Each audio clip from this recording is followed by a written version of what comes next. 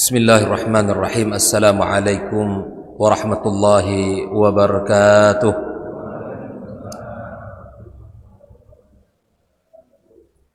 Innal hamdalillah nahmaduhu wa nasta'inuhu wa nastaghfiruhu wa nastahdihi wa na'udzu billahi min shururi anfusina wa sayyiati a'malina. من يهد الله فلا مضل له ومن يضلله فلا هادي له أشهد أن لا إله إلا الله وحده لا شريك له وأشهد أن محمدا عبده ورسوله الذي لا نبي بعده اللهم بك أصبحنا وبك أمسينا وبك نحيا وبك نموت وإليك النشور أصبحنا على فطرة الإسلام وعلى كلمة الإخلاص وعلى دين نبينا محمد صلى الله عليه وسلم وعلى ملة أبينا إبراهيم حنيفا مسلما وما كان من المشركين سبحانك لا علم لنا إلا ما علمتنا إنك أنت العليم الحكيم أما بعد معاشر الحاضرين معاشر الحاضرات من المسلمين والمسلمات والمستمعين والمستمعات rahimakumullah. Alhamdulillah, bersyukur kita kepada Allah Subhanahu wa taala pagi yang penuh dengan kebaikan yang sangat banyak, berlipat-lipat keberkahan yang kita rasakan di pagi yang penuh dengan cahaya iman ini. Keberkahan di awal pagi, keberkahan kita melaksanakan salat subuh berjamaah, keberkahan duduk dalam majlis ilmu, keberkahan bertemu dan berjumpa dengan saudara-saudaranya, keberkahan di dalam mengkaji dan mempelajari ayat-ayat Allah dan hadis-hadis Rasulullah sallallahu alaihi wasallam. Berlipat-lipat keberkahan yang kita rasakan. Marilah kita menjadi orang-orang yang bersyukur kepada Allah Azza wa Jalla. Prinsip seorang muslim hari ini harus lebih baik dari hari yang sebelumnya.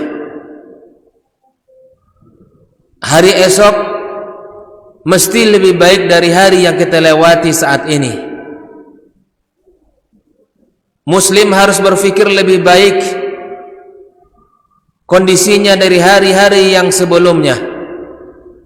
Seorang muslim harus berfikir untuk masa depan yang lebih baik dan hari esok yang lebih cerah. Allah Subhanahu wa taala memberikan pesan kepada kita dengan mengatakan, ya ayyuhalladzina amanu taqullaha Ya ayyuhalladzina amanu taqullaha wal tanzur nafsum ma qaddamat lighad. Wahai orang-orang yang beriman, bertakwalah kalian kepada Allah dan lihatlah apa yang kalian kerjakan untuk esok. Pertanyaan ini adalah sebuah pertanyaan yang mengharuskan kita untuk menjadi muslim yang visinya jauh ke depan. Tidak hanya dibatasi oleh tahun, bahkan tidak hanya dibatasi oleh tempat di dunia ini. Kita harus memiliki visi jauh ke depan sampai hari kiamat kelak.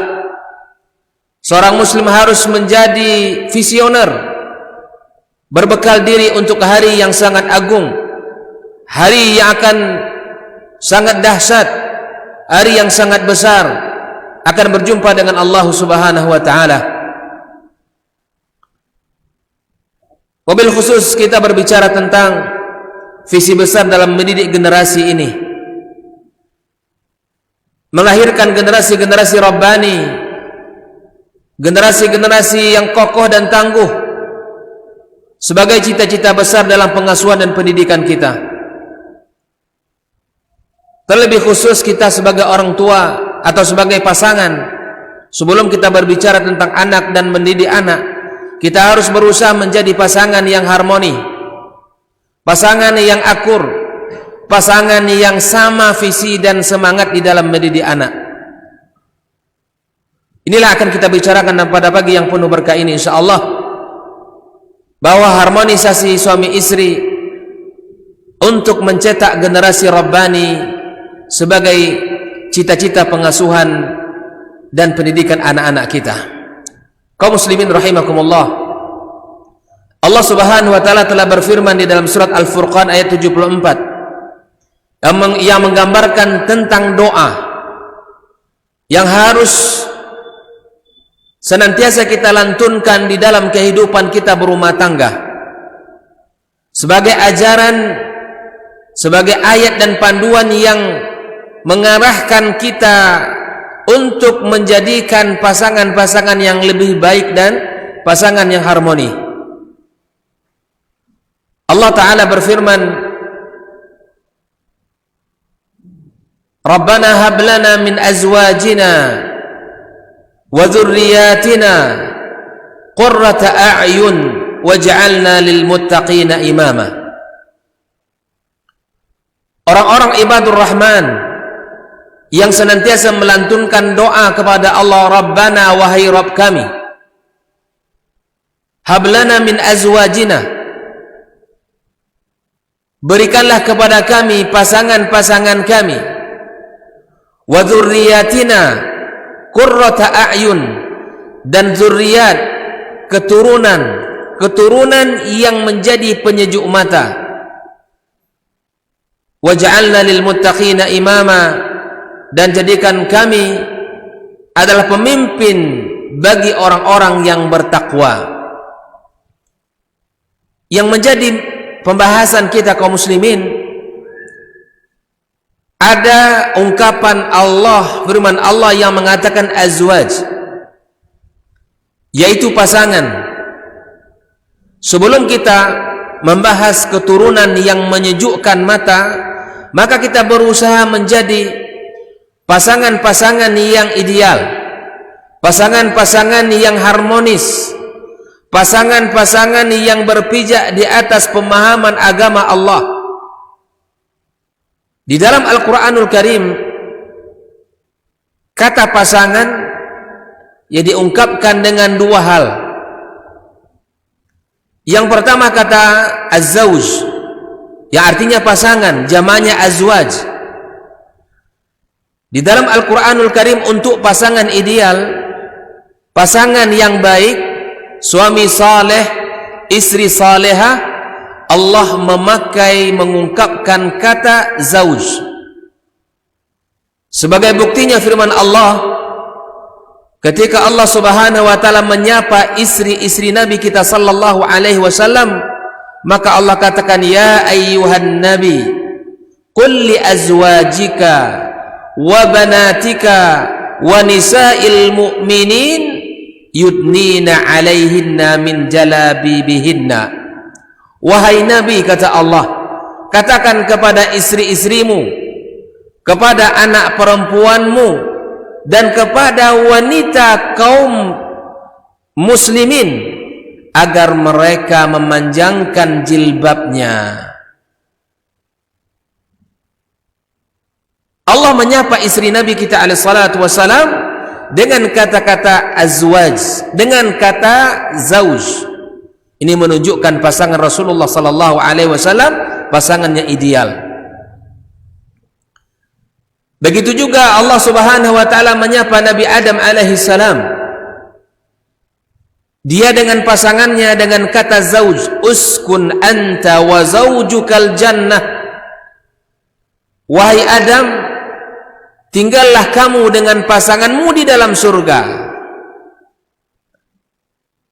Maka kata zaujun atau jamaknya dijamak dengan azwaj, itu adalah sebutan untuk pasangan yang ideal. Ini yang kita menjadi idaman setiap orang-orang yang beriman, ya, sebelum dia berbicara anak dan keturunannya yang saleh dan salehah, anak dan keturunan yang menyejukkan mata, maka kita harus berusaha untuk menjadi pasangan yang saling menyejukkan pandangan dan matanya, pasangan yang saling berusaha untuk membenahi dirinya sehingga harapan untuk mendapatkan keturunan yang saleh dan salehah itu akan sangat mudah. Karena kalau hulunya sudah baik, hilirnya akan baik, Pak. Kalau kedua orang tuanya sudah baik, maka anaknya akan mudah untuk diatur dan diajak untuk menjadi anak-anak yang saleh dan salehah. Karena mereka mendapatkan keteladanan, mereka mendapatkan contoh, mereka mendapatkan kebaikan pada orang tua mereka. Yang kedua, bahasa Al-Quran untuk pasangan yang tidak ideal disebutkan dengan kata imra'atun. Kalau yang pasangan ideal disebutkan dengan kata zaujun, jamaknya azwaj. Namun untuk pasangan yang tidak ideal, Al-Quran memakai kata imra'ah. Allah menyebutkan di dalam Al-Quranul Karim banyak contoh. Ketika Allah menggambarkan pasangan Nuh dan Lut, Allah mengatakan, daraballahu masalan lilladzina kafaru imra'ata Nuh wa imra'ata Lut. Allah membuat perumpamaan untuk pasangan Nuh, untuk pasangan Lut dengan sebutan imra'ah. Kenapa demikian kaum muslimin, kaum muslimat? Karena Nuh seorang nabi yang saleh, nabi yang tangguh di dalam berdakwah, bersabar di dalam menjalankan perintah Allah. Tidak ada waktu dan kesempatan kecuali dia berdakwah kepada Allah, tunduk dan taat kepada Allah Azza wa Jalla. Namun dia memiliki pasangan yang tidak baik, istri yang khianat, istri yang menghalangi dakwah suaminya. Ketika Nuh alaihi salam menyebarkan dakwahnya, maka orang yang paling pertama menolak dakwah itu adalah istrinya. Maka disebutlah pasangan yang tidak ideal ini oleh Allah dengan imra'ah, pasangan Nuh. Begitu juga dengan pasangan Lut alaihi salam. Lut seorang nabi yang saleh, suami yang baik, namun berpasangan dengan istri yang tidak salehah, yang menyebarkan informasi yang tidak benar kepada kaum Lut, yang menyebarkan pemahaman LGBT, menginformasikan kepada kaum Lut bahwa di rumahnya ada seorang yang tampan yang tidak pernah disentuh oleh kaum laki-laki. Berbondong-bondonglah kaum Nabi Lut datang kepada rumahnya, mendatangi Nabi Lut alaihi salam. Ya Nabi Lut, wahai Lut, keluarkan manusia orang yang ada sama kamu itu. Kami menginginkan laki-laki yang ada sama kamu, laki-laki yang berada di rumah kamu. Inilah ya semangat kaum Nabi Lut untuk mendatangi laki-laki yang ada sama Nabi Lut alaihi salam. Yang membocorkan informasi itu siapa kaum muslimin? Istrinya. Padahal yang datang itu adalah malaikat Allah Azza wa Jalla yang berubah wujud menjadi manusia yang tampan. Ketika suami saleh, istrinya tidak salehah, disebut oleh Allah Azza wa Jalla dengan imra'ah. Namun jika ada kebalikannya, istrinya salehah dan pasangannya juga tidak baik, maka juga disebut oleh Allah dengan sebutan imra'ah. Kisah Asia istri Fir'aun. Wa daraballahu mathalan lilladzina amanu imra'ata Fir'aun. Allah membuat perumpamaan bagi orang-orang beriman istri Fir'aun, Asia, yang salehah, yang tunduk, yang taat, yang malamnya menangis kepada Allah, berdoa meminta kepada Allah agar dibuatkan rumah baginya di surga. Karena dia berdampingan dengan laki-laki yang durjana, yang tidak beriman kepada Allah. Bahkan manusia ini mengaku kalau dia pernah ya menjadi atau manusia yang mengaku sebagai Rabb yang tinggi. Puncak dari dosa Fir'aun mengaku sebagai Allah, sebagai Tuhan yang paling tinggi. Faqala ana rabbukumul a'la. Maka inilah dahsyatnya kalau seorang anak perempuan kita yang baik dan taat, yang saleha, kalau dia berdampingan dengan seorang suami yang tidak saleh, dia akan tersiksa, Pak. Maka hati-hati. Kalau ingin menikahkan anak perempuannya, maka ikutilah pesan Rasulullah sallallahu alaihi wasallam dengan dua hal. Pertama, kata Rasulullah, nikahi dia dengan laki-laki yang saleh. Idza ja'akum man tardawna dinahu, kalian ridha kepada agamanya, pemahamannya benar, terlihat di dalam kesehariannya ketunduan, dia berjamaah, menutup dirinya dari segala bentuk kemungkaran, berusaha. Yang kedua, kata Rasulullah, kalian ridha kepada akhlaknya. Tidak cukup orang yang paham agama, tapi lihat akhlaknya. Karena sesungguhnya pemahaman agama yang baik itu tercermin kepada akhlak seseorang. Orang yang beragama baik itu adalah orang yang akhlaknya mulia. Bahkan Nabi SAW katakan, akmalul mu'minina imanan ahasinukum akhlaqa. Mukmin yang sempurna itu adalah mukmin yang baik akhlaknya. Maka kalau ada di antara kaum muslimin yang ingin mencarikan pasangan untuk anak perempuannya, penuhi dua syarat tadi. Pertama, ridha terhadap agamanya. Yang kedua, ridha terhadap akhlak laki-laki itu. Maka ketika Asia berdampingan dengan laki-laki yang tidak beriman, dia tersiksa, Pak. Tersiksa. Sulit dia berdampingan dengan laki-laki ini, sehingga dia dalam doanya meminta kepada Allah agar Allah bangunkan rumah di dalam surga untuk dia. Kalau kita lihat, kurang apa bagi Asia hidup di istana yang besar, seluruh kebutuhannya dipenuhi, dayang-dayang selalu siap untuk menerima perintahnya. Tapi apakah itu jaminan untuk kebahagiaan seseorang? Tidak. Ini sebuah pelajaran bagi kita para ayah, para suami, para orang tua, yang jika kita ingin menikahkan anak, jangan yang dilihat hanya penghasilan, jangan yang dilihat hanya penampilan, jangan yang dilihat adalah harta yang dibawanya, tapi lihatlah pada agamanya dan lihatlah kepada akhlaknya. Karena itulah yang akan membahagiakan seseorang. Kalau kita sayang kepada anak perempuan kita, maka pilihkan calon suami yang seperti ini. Jangan hanya yang diukur adalah penghasilan, di mana dia bekerja, bagaimana pakaian setiap hari, mungkin keluar dengan pakaian yang resmi, ya, mengendarai kendaraan yang mewah. Kalau hanya ini ukurannya, kita khawatir nanti nasibnya sama seperti Asia, menderita sepanjang hari, sepanjang malam, sepanjang kehidupan bersama suaminya, karena yang menjadi ukuran adalah harta benda.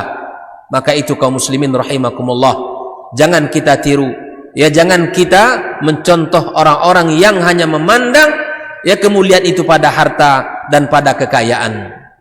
Kaum muslimin rahimakumullah, pasangan tidak ideal itu bisa jadi suaminya saleh, istrinya tidak salehah. Atau pasangan tidak ideal itu bisa jadi istrinya salehah, suaminya tidak saleh. Itu gambaran, ya, kehidupan Asia dengan Fir'aun. Ada juga pasangan yang tidak ideal itu di dalam Al-Quran Allah sebutkan ketika dia hidup seorang diri menghidupkan keluarganya. Kalau bahasa hari ini disebut dengan single parent.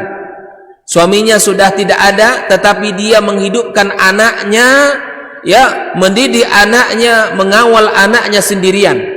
Makanya Allah sebutkan ketika istri Imran berkata, idh qalat imra'atu Imran, Rabbi inni nazartu laka ma fi batni muharrara.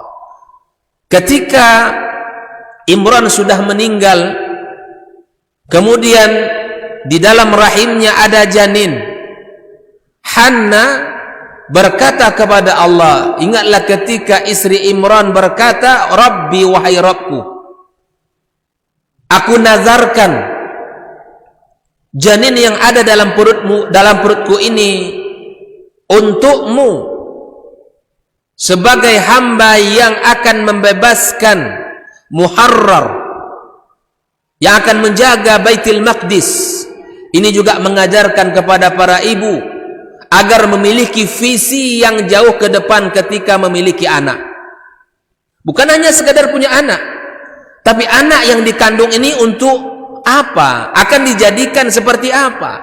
Belajarlah kepada istri Imran yang memiliki visi ketika memiliki anak. Wahai Rabbku, kata istri Imran, aku jadikan janin ini, yang anak yang ada dalam kandunganku ini, sebagai anak yang akan membebaskan Baitul Maqdis, yang berkhidmat kepadamu, yang akan menjaga rumahmu, yang akan mendirikan syariatmu. Itu visi besar kita kaum muslimin. Dia punya anak 1, 2, 3, 4, 5 bukan hanya sekadar banyak-banyakan anak, tapi bagaimana anak yang sudah Allah berikan kepada kita bisa kita didik, bisa kita asuh, bisa kita arahkan menjadi anak-anak yang saleh dan salihah. Makanya Allah gambarkan di dalam Al-Quranul Karim banyak bentuk orang-orang yang berbangga-bangga, bukan hanya pada harta, tetapi juga pada banyak jumlah anak. Ini salah. Ketika kita semua berbangga-bangga dengan jumlah anak, berapa anak Pak? 10. Oh hebat. Berapa? 2. Berapa? 3. Berapa? 7. Jumlah itu baik, tapi jangan sampai hanya pada jumlah. Bagaimana jumlah yang ada itu yang Allah karuniakan kepada kita, betul-betul jumlah yang baik, yang banyak ini bisa kita didik dengan baik pula. Ini semangat beragama tinggi kan. Membaca hadis Nabi, Nabi bangga dengan anak yang banyak nanti. Nabi bangga kepada laki-laki atau pasangan yang punya banyak anak. Mungkin semangatlah punya anak banyak-banyak. Tapi anak telantar, anak tak dididik, anak tidak diasuh, anak tak diajarkan tauhid, anak tidak diajarkan Al-Quran, anak tidak diajarkan sunnah Rasul, anak tidak diajarkan dengan kitab sucinya. Tanggung jawab kita besar di hadapan Allah Tabaraka wa Ta'ala. Kalau anak ini tidak dididik dengan baik, maka kita yang akan menjadi orang-orang yang akan bertanggung jawab di hadapan Allah. Sebelum Allah menanyakan anak-anak itu tentang baktinya kepada kita, Allah terlebih dahulu akan menanyakan orang tuanya sejauh mana pendidikan telah diberikan kepada anaknya. Pasangan tidak ideal juga disebutkan oleh Allah di dalam Al-Quranul Karim ketika istrinya atau ketika pasangannya tidak melahirkan anak. Ketika Zakaria alaihissalam menceritakan tentang istrinya, mengadukan tentang istrinya kepada Allah, wa kanat imraati aqira, istriku mandul wahai Rabbku, fahabli min ladunka waliya, maka berikanlah kepadaku ya sebagai wali akan ya dari sisimu anak yang akan melanjutkan perjuanganku ini. Maka ketika Zakaria berdoa dengan waktu yang sangat lama, lalu kemudian Allah Subhanahu wa Ta'ala berikan kepada Zakaria anak, maka Allah katakan fastajabna lahu wa wahabna lahu Yahya wa aslahna lahu zaujah. Kami kabulkan doa Zakaria, kata Allah, dan kami berikan kepadanya anak yang bernama Yahya, dan kami perbaiki istrinya. Al-Imam Al-Qurtubi menyebutkan di antara cacatnya istri Zakaria bukan hanya mandul, bukan hanya tidak bisa melahirkan anak, tetapi ada cacat dari sisi lisan. Karena istri Zakaria, kata Imam Al-Qurtubi, itu di antara cacatnya adalah lisan yang selalu berbicara yang tajam. Lisannya tajam kepada suaminya.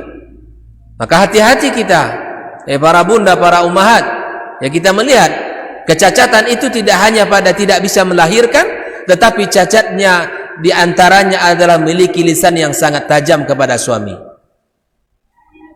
Maka ketika Zakaria diberikan anak, kami kabulkan doa Zakaria dan kami berikan kepadanya Yahya dan kami perbaiki istrinya. Wa aslahna lahu zaujah, dan kami perbaiki istrinya. Setelah Zakaria punya anak, istrinya disebut dengan zauj. Ini karena pasangan ideal tadi. Allah juga gambarkan di antara bentuk pasangan yang tidak ideal adalah ketika menceritakan istri Imra'atul Aziz, penguasa di Mesir. Wa qala niswatun fil madinati Imra'atul Aziz turawidu fataha. Berkatalah wanita-wanita di kota Mesir ketika itu, Imra'atul Aziz, istri penguasa ini menggoda anak muda pelayannya, pembantunya di rumah. Masa iya seorang wanita mulia, istri penguasa, masa tergoda dengan laki-laki ini? Maka cacatnya istri Imra'atul Aziz karena dia berkhianat kepada suaminya. Yang beristri tidak boleh lagi menggoda laki-laki. Begitupun suami yang sudah beristri tak boleh menggoda laki-laki yang lain. Maka Nabi SAW katakan, agar selamat agama kita, Pak, kata Rasulullah kepada kaum laki-laki, kalau kalian melihat sesuatu di luar rumah kalian kepada wanita lain, tundukkan pandangan kalian dan kembali ke rumah segera, karena yang ada pada wanita itu pun ada yang ada di rumah kita sama. Maka itu kata Rasulullah, jaga pandangan kita, tundukkan dan kembali segera ke rumah. Itulah cara kita menjaga agama kita, menjaga kehormatan kita, menjaga kemuliaan kita. Kembali segera ke rumah. Makanya ancaman bagi orang yang melakukan zina, yang sudah menikah dengan tidak menikah itu berbeda. Yang sepatutnya yang sudah menikah itu terjaga, sepatutnya dia terjaga, karena dia telah mengetahui dan bagaimana pasangan di rumah. Makanya Islam sangat memberikan ancaman kepada orang-orang, baik laki-laki dan perempuan yang sudah menikah dan berzina. Hukumannya lebih berat jika dibandingkan dengan laki-laki dan perempuan yang berzina, yang belum menikah. Inilah bentuk-bentuk Al-Quranul Karim, ayat-ayat Al-Quranul Karim yang menyebutkan pasangan yang tidak ideal. Bisa jadi suaminya saleh, istrinya tidak saleha. Istrinya saleha, suaminya tidak saleh. Atau seorang wanita yang menghidupkan, yang membina dan mendidik anaknya sendirian, atau seorang wanita yang cacat, yang khianat kepada suaminya, atau seorang wanita yang mandul, yang tidak melahirkan anak dari pasangannya. Mandul dalam Al-Quran ada dua penyebutan. Yang pertama aqir, ini mandul karena sakit. Aqim, yang kedua aqim, ini mandul karena permanen. Dan ini tidak bisa kita katakan ini kuasa Allah Subhanahu wa taala. Maka kaum muslimin, kaum muslimat rahimakumullah, apapun yang Allah takdirkan, mari kita bersunudzon kepadanya. Maka surat Al-Furqan ayat 74 ini berbicara tentang pasangan yang ideal. Bagaimana pasangan yang ideal itu yang harus menjadi idaman kita, yang harus kita laksanakan, yang harus kita jaga. Allah berfirman tadi dalam surah Al-Furqan, kata-kata Rabbana hablana min azwajina, ya Allah berikanlah kepada kami pasangan-pasangan kami, wa dzurriyyatina qurrata a'yun, dan anak keturunan yang menyejukkan mata. Maka kita sebagai orang tua, sebelum berfikir mendapatkan anak keturunan yang menyejukkan mata, kita harus berfikir terlebih dahulu bagaimana menjadi pasangan yang baik.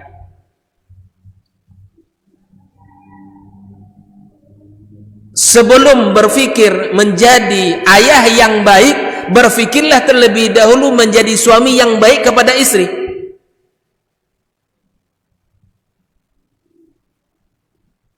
Para ibu sebelum berfikir menjadi ibu-ibu yang baik bagi anak-anaknya, berfikirlah sebagai istri yang saleha untuk suaminya. Kalau ini sudah terikat dengan rapi, masing-masing telah berusaha menjadikan pasangannya sejuk, matanya memandang, saling memberikan ridhonya, maka anak itu Pak sangat mudah untuk dididik.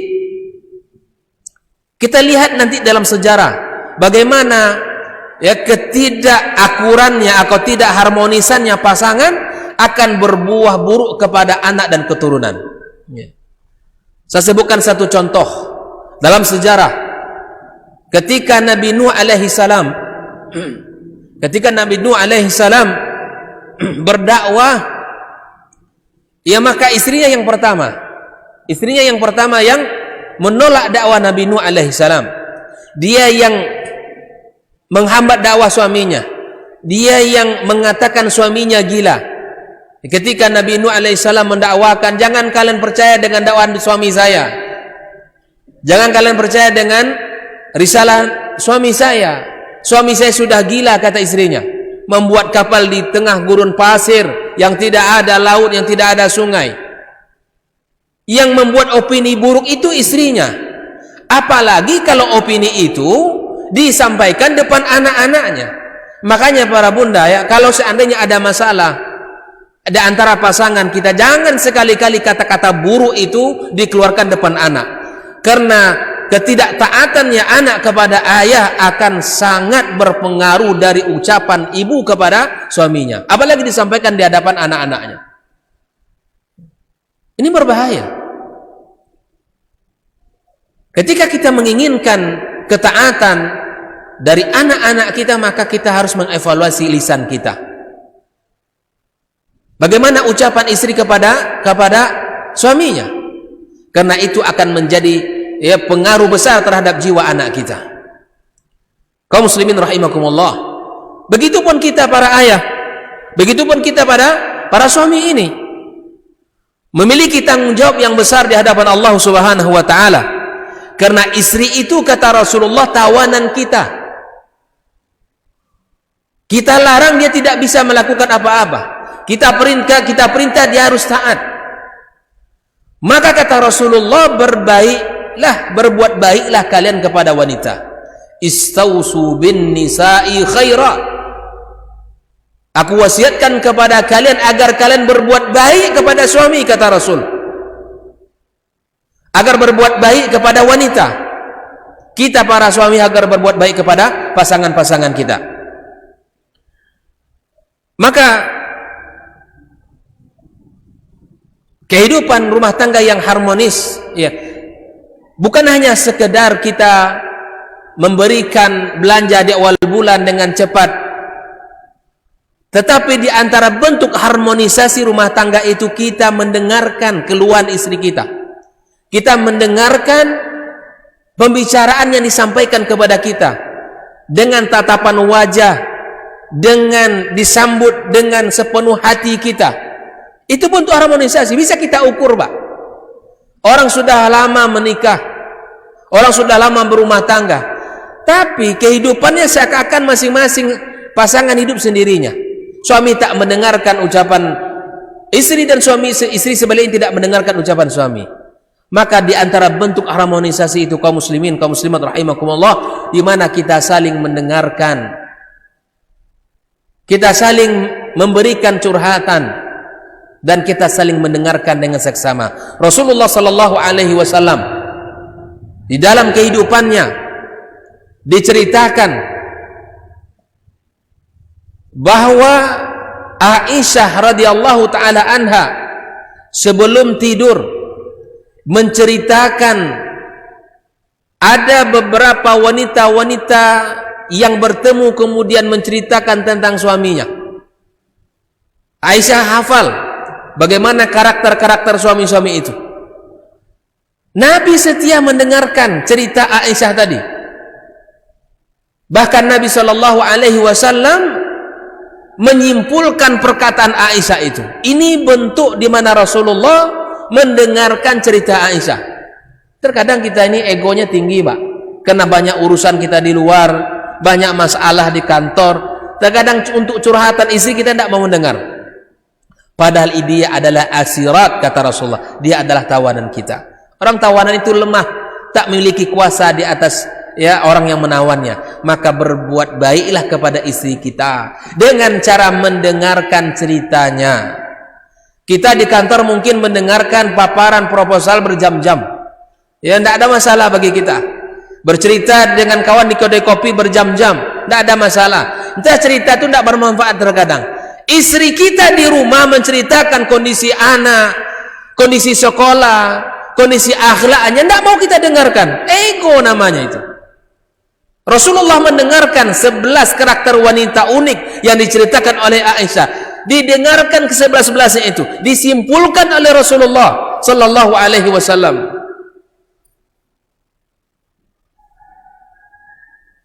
Maka itu kaum muslimin rahimakumullah, perlu kita belajar dari kehidupan Rasulullah sallallahu alaihi wasallam, bagaimana membentuk rumah tangga yang harmonis dengan cara mendengarkan keluhan dan curhatan hati dari diri istri pasangan kita masing-masing. Ibnu Abbas juga menceritakan ketika dia berada di rumah Maimunah, ya khalahnya Ibnu Abbas, dia menceritakan bahwa Rasulullah sallallahu alaihi wasallam berbicara dengan pasangannya sebelum tidur. Ini adalah contoh dari kehidupan Rasulullah, Pak. Di antara bentuk harmonisasi Nabi alaihi salatu wassalam dengan pasangannya, dia berbicara sebelum tidur bersama pasangannya. Ngobrol, bahasa awaknya, bahasa ceritanya bercerita, ngobrol dengan istri sebelum tidur. Sempatkan waktu dengan istri kita sebelum tidur untuk ngobrol. Obrolan apa saja, untuk anak, pendidikan anak, kemudian ya akhlak dan perkembangan anak, bisa kita obrolkan. Sempatkan ngobrol bersama pasangan kita sebelum tidur. Kaum muslimin rahimakumullah, kehidupan Rasulullah sallallahu alaihi wasallam penuh dengan pelajaran, penuh dengan hikmah yang banyak, ya, yang patut kita ambil dan kita jadikan pelajaran dalam kehidupan kita. Kaum muslimin rahimakumullah, harmonisasi di dalam kehidupan rumah tangga, jangan dibayangkan rumah tangga yang tidak pernah masalah. Harmonisasi itu bukan berarti rumah tangga yang tidak ada masalah. Jangan dibayangkan harmonis, kami harmonis Ustaz. Apa tandanya kami tidak punya masalah dalam kehidupan sejak menikah? Saya yakin tidak pernah. Kalau ada orang mengatakan rumah tangga saya baik-baik saja sejak kami akad sampai hari ini bertahun-tahun. Kalau ada, alhamdulillah, tapi saya tidak yakin. Karena rumah tangga yang mulia saja Rasulullah sallallahu alaihi wasallam terjadi perselisihan di antara dia. Bapak Ibu pernah membayangkan enggak? Ada sebuah dalil hadis yang menceritakan bahkan kecemburuan istri Nabi kepada istri yang lainnya pernah pecah itu piring di rumah tangga Nabi. Pernah dengar hadisnya? Pernah sekali waktu ya dihempaskan oleh Aisyah, ya, piring yang dibawa oleh pembantunya, yaitu diantarkan makanan oleh istri Nabi yang lain. Dan ketika itu Nabi berada di rumah Aisyah. Kecemburuan Aisyah itu menjadikan dia melemparkan piring di hadapan Nabi sallallahu alaihi wasallam. Masalah tidak? Masalah. Tapi di rumah tangga Nabi mungkin sekali, Pak. Kalau di rumah kita, insyaallah tidak berkali-kali, kan? Kata Rasulullah, ketika Aisyah melemparkan piring itu, Nabi mengumpulkan makanan itu. Ya sudah, apa kata Rasulullah? Ibu kalian cemburu. Ibu kalian cemburu. Tapi hadapi dengan lapang dada. Ini yang harmonis. Ketika masalah itu ada, diselesaikan dengan baik. Masalahnya diselesaikan, bukan orang yang dipisahkan. Ini masalah sedikit saja pisah kita. Ancamannya pisah. Ancaman macam-macam. Saya jatuhkan tolak sama kamu. Ini rumah tangga harus dibina dengan kenyamanan, bukan ancaman. Makanya diperlukan ilmu dalam hal ini, kaum muslimin. Diperlukan ilmu. Diperlukan bekal yang cukup untuk menghadapi itu. Maka rumah tangga yang harmonis bukan berarti rumah tangga yang tidak ada masalah. Kita lihat itu contoh dari kehidupan Rasulullah di zaman Nabi Ibrahim alaihissalam. Ketika Ibrahim menikahi Hajar, ya, istri keduanya, istri pertamanya adalah Sarah. Sarah tidak memiliki anak lama sekali, sehingga Hajar yang merupakan budak yang dihadiahkan oleh Raja Mesir dibawa oleh Ibrahim ke Palestina bersama istrinya Sarah. Melihat Ibrahim yang pengen punya anak, maka kemudian Sarah menyuruh Ibrahim untuk menikahi Hajar. Jadi, kalau dulu ceritanya ada istri yang menyuruh suami menikah, sudah ada, Pak. Hari ini aja yang langka, kan? Itu senang antum.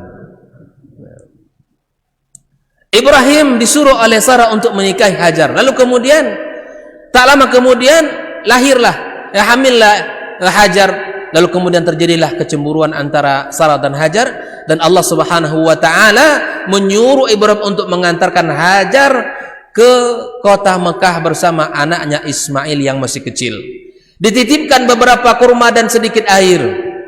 Ditinggalkan di sebuah padang pasir yang tandus yang tidak memiliki tumbuh-tumbuhan.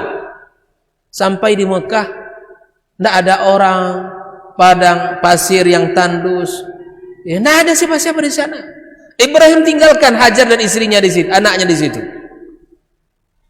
Ketika itu Hajar berkata, "Wahai Ibrahim, betulkah engkau tinggalkan kami di sini?" Ibrahim tidak kuasa untuk menjawab pertanyaan istrinya. Diulangi kedua kali, "Wahai Ibrahim, betul kamu tinggalkan kami di sini?" Gitu kan? Tega kamu Ibrahim. Kalau ibu-ibu hari ini begitu kan? Sampai 3 kali mengatakan, "Wahai Ibrahim, betul kamu tinggalkan kami di sini?" Iya. Tapi ada satu kata yang sangat menguatkan Ibrahim. "Apakah Allah, wahai Ibrahim, yang menyuruh kamu meninggalkan kami di sini?" Ibrahim terasa memiliki kekuatan. "Iya, wahai Hajar." Maka inilah wanita yang salehah yang mengatakan, "Kalau demikian halnya wahai Ibrahim, pergilah pulang ke Palestina, tinggalkan kami di sini. Yakinlah engkau bahwa Allah tidak akan pernah menyiakan kami di sini." Ini masalah tidak tadi? Masalah. Tapi kalau masalah itu dimiliki oleh orang-orang beriman, cepat selesainya. Makanya jangan biarkan syaitan ini memutus mata rantai kebaikan-kebaikan kita. Jangan biarkan syaitan untuk memutuskan mata rantai keimanan. Makanya ketika kebaikan-kebaikan pasangan suami istri itu yang sudah banyak selama ini, jangan pernah dilupakan. Karena di antara kunci ya sebab terjadinya permasalahan terbesar dalam kehidupan rumah tangga adalah melupakan kebaikan pasangan. Bahkan Allah mengatakan di dalam firman-Nya, "Wala tansawul fadla bainakum." Ini ayat berbicara tentang tolak, Pak. Ketika orang yang sudah bercerai saja, Allah katakan, jangan kalian saling lupakan kebaikan pasangan kalian. Apalagi dalam masih pasangan suami istri. Ini yang sudah bercerai saja, tidak boleh kita lupakan kebaikan pasangan. Harus diakui. Suami saya memang baik, tapi ada kekurangannya. Ada kebaikan-kebaikannya. Begitupun istri kita. Makanya kalau ada orang yang sudah berpisah, Pak, jangan pernah seorang ibu mengatakan kejelekan ayahnya. Jangan. Ayah kamu tuh begini, begini, begitu. Ya perlu disebutkan. Karena bisa jadi dengan ungkapan ibu tadi itu akan membenci ayahnya. Padahal Allah sudah katakan, "Wala tansawul fadla bainakum." Jangan kalian lupakan kebaikan pasangan kalian. Begitupun dengan kita sebagai suami, jangan disampaikan keburukan-keburukan mantan istri kita. Karena mantan yang ada mantan itu istri dan suami. Adapun ayah dan ibu tidak ada mantannya. Mantan istri kita misalnya jangan disampaikan kepada anak kita. "Ibu kamu tuh begini, tidak perlu, karena dia tidak ada mantan ibu." Begitupun juga tidak ada mantan ayah. Makanya Allah berpesan, "Wala tansawul fadla bainakum." Jangan kalian saling melupakan kebaikan di antara kalian. Inilah pelajaran yang kita dapatkan juga dari Nabi Ibrahim alaihissalam. Ketika Ibrahim tinggal jauh di kota Palestina, Hajar dan anaknya Ismail tinggal di kota Mekah. Tapi kenapa Ismail menjadi anak yang saleh, anak yang taat, anak yang patuh dan sabar? Karena kebesaran lisan ibunya, karena kebesaran iman dan keteguhan ibunya, karena lisan ibunya selalu mengatakan memuji Ibrahim alaihissalam. Para ulama tafsir menyebutkan ibunya Hajar itu selalu mengatakan kebaikan Ibrahim. Bapakmu seorang nabi nak, bapakmu seorang siddiq, bapakmu seorang pemimpin umat. Disebutkan kebaikan suaminya, disebutkan kebaikan suami walaupun suaminya tidak berada di sampingnya. Ini cara mendidik anak yang jauh dari ayahnya. Ini kalau ada yang bertanya, Ustaz, bagaimana cara mendidik anak yang jauh dari ayahnya? Artinya ayahnya ini bekerja ke luar kota, ya, mungkin berbeda provinsi, bahkan mungkin berbeda negara. Bagaimana cara mendidiknya ini agar anak tetap hormat kepada ayahnya? Maka ibu berperan sebagai ibu yang baik dengan memberikan pujian, menyebutkan kebaikan-kebaikan suami, sehingga hati anak itu terikat dengan ayahnya. Begitulah dulu Hajar menyebutkan kebaikan-kebaikan Ibrahim kepada Ismail alaihissalam, sehingga apa? Perintah ayahnya Ibrahim selalu ditaati. Perintah pertama Ibrahim apa? Ketika Ibrahim datang ke kota Mekah, bertemu dengan Ismail untuk menemui anak yang sudah dewasa dan sudah menikah. Tapi Ibrahim tidak bertemu dengan Ismail, bertemu dengan istrinya yang banyak mengeluh. Lalu Ibrahim membalik palang pintu. Artinya apa itu kaum muslimin? Itu dia. Diceraikan anak bini kamu nih, kata Ibrahim. Ismail nak jumpa. Ibrahim balik ke Palestina. Kemudian ketika Ismail pulang ke rumah, diceritakan oleh istrinya. Tadi ada orang begini-begini. Ya, apa yang kemudian disampaikan oleh, enggak ada yang dilakukan disampaikan, tapi dia hanya membalik palang pintu. Ibrahim tidak cukup berkata, tapi dengan isyarat saja anaknya memahami. Itulah petunjuk ayah saya. Ini kalau bukan karena ada kedekatan, tidak nyambung, Pak. Isyarat saja sudah paham anak. Itu bukan isyarat lagi.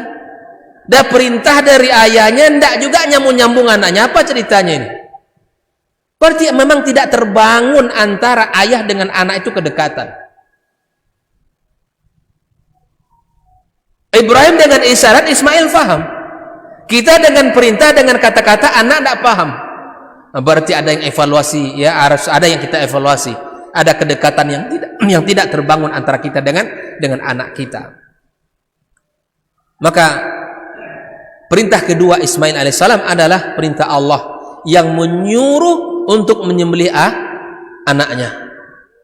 Ismail menolak atau tidak? Ismail mengatakan kepada ayahnya, if'al ma tu'mar, lakukan wahai ayah apa yang diperintahkan kepadamu, engkau akan mendapatkan aku orang yang sabar. Allahu Akbar. Itu buah daripada ibu yang baik, ibu yang selalu memuja dan memuji suaminya. Jangan rendahkan suaminya, Bu. Suami ayah kamu tuh orang yang pemalas, ayah kamu tuh orangnya begini, egois. Tidak perlu disebutkan. Cukuplah ya kita pasangan kita menyelesaikan. Tidak perlu keburukan kita itu ya dilibatkan anak-anak kita.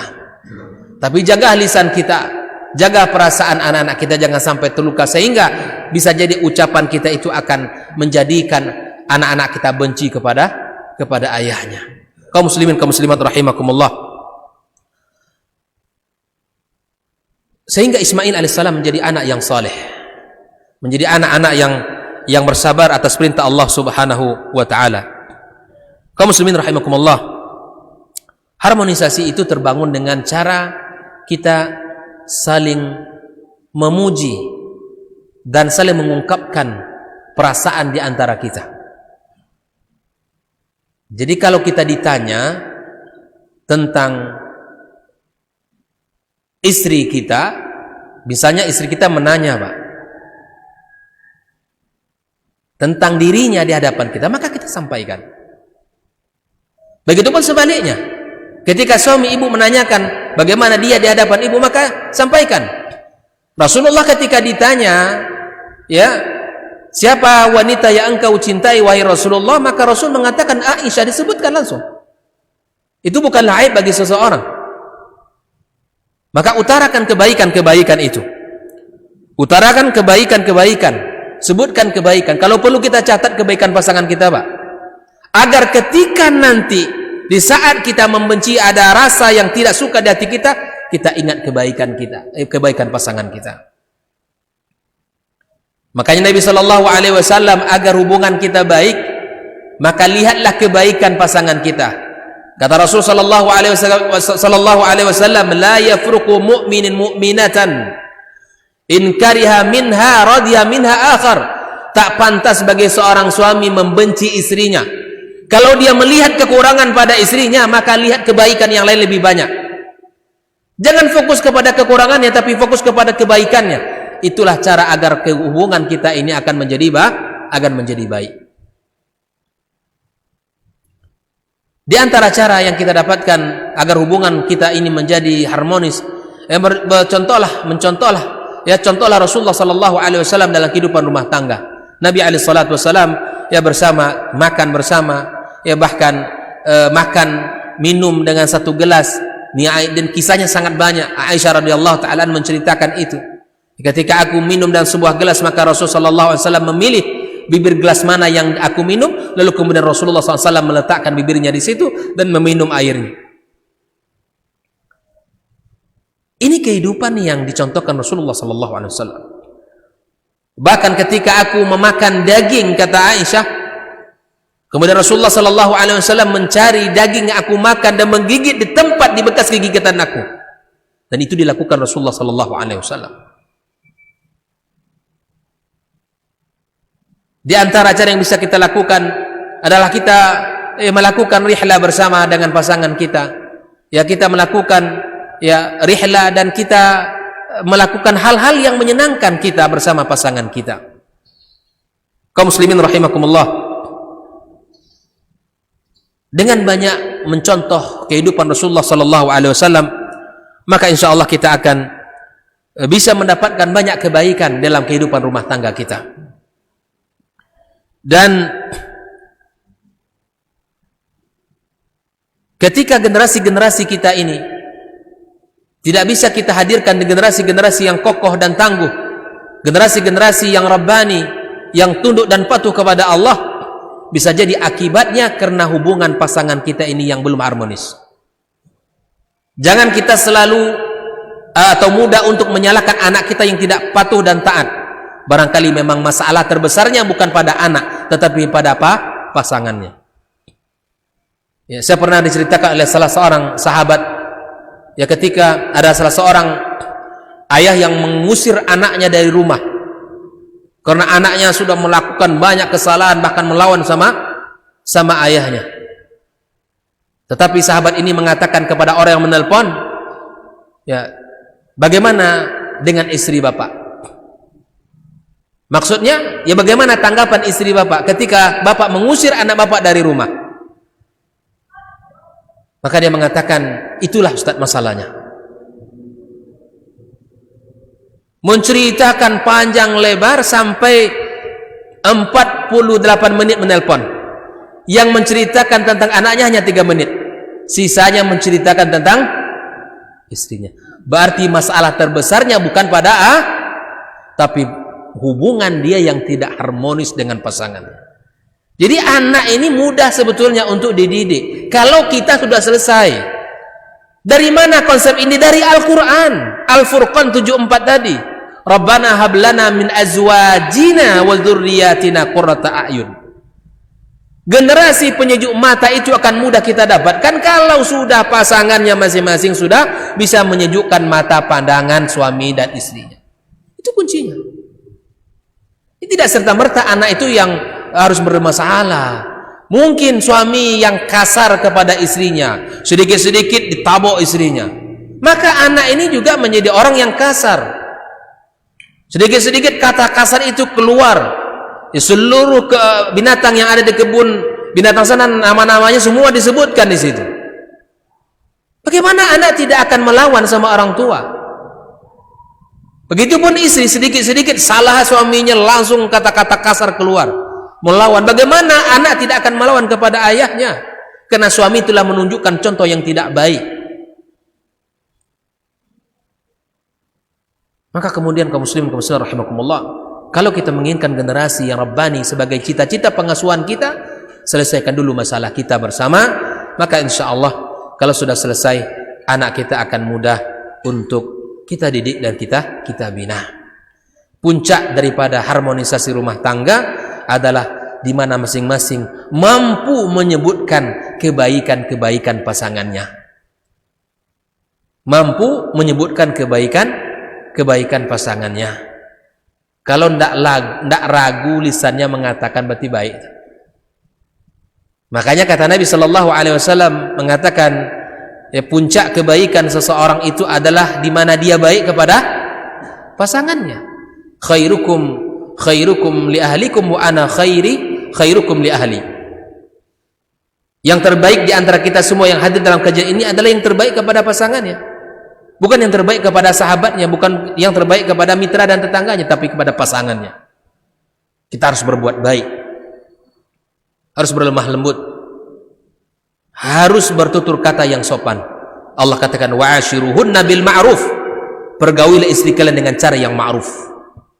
Barakallahu fikum. Mudah-mudahan kajian ini menjadi ilmu yang bermanfaat bagi kami dan kita semua yang hadir dan seluruh kaum muslimin yang mendengarkan kajian kita dimanapun berada. Dan semoga Allah subhanahu wa ta'ala jadikan kita pasangan-pasangan yang harmonis, pasangan-pasangan yang saling menyejukkan pandangan, ya, yang saling meridai satu dengan yang lainnya, pasangan-pasangan yang menjadikan rumah tangga seperti rumah tangga yang surgawi dan akan mudah untuk mendapatkan anak dan keluarga keturunan anak-anak yang penyejuk mata serta anak-anak yang saleh dan salehah baginya. Wallahu ta'ala a'lam bissawab. Subhanakallahumma wa bihamdika asyhadu an la ilaha illa anta astaghfiruka wa natubu ilaik. Wassalamualaikum warahmatullahi wabarakatuh.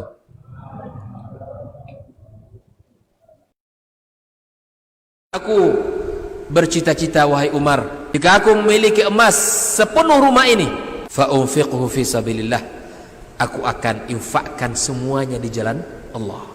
Di para sahabat itu kaum muslimin, yang terbayang bagi mereka itu adalah infak, yang terbayang bagi mereka adalah sebuah kebahagiaan, keselamatan di akhirat yang kekal dan abadi di sisi Allah tabaraka wa taala. Ini majlis cita-citanya para sahabat.